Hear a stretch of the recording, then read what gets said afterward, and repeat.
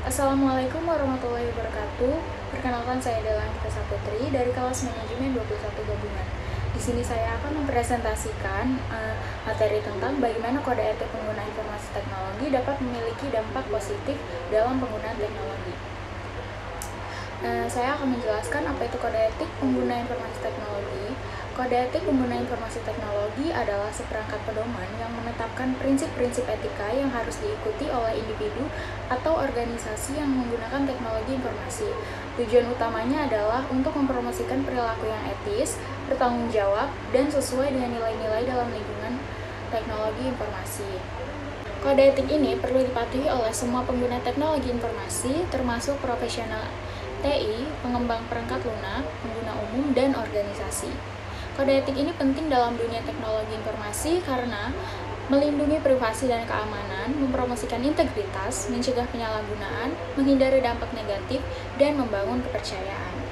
Selanjutnya yaitu risiko dan dampak negatifnya.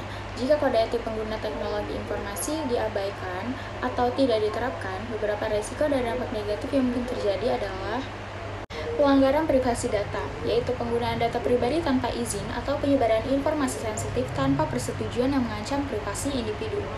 Lalu ada cyberbullying, yaitu penyebaran pesan, foto, atau komentar yang merendahkan, mengintimidasi, atau melecehkan orang lain secara daring, yang bisa merusak kesejahteraan mental dan emosional.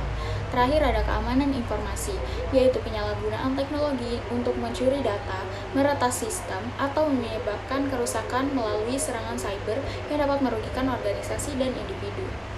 Selanjutnya yaitu peran kode etik.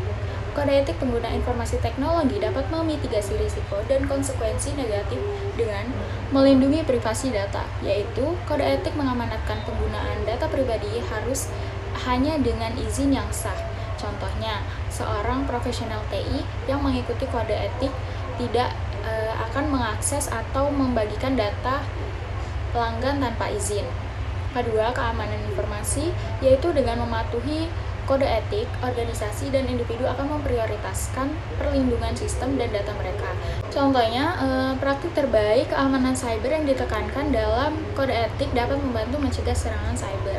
Selanjutnya yaitu ada contoh kasusnya, dampak negatif akibat ketidakpatuhan, yaitu di mana seorang individu yang bekerja di sebuah organisasi berkomitmen pada penggunaan perangkat lunak yang berlisensi dan sah.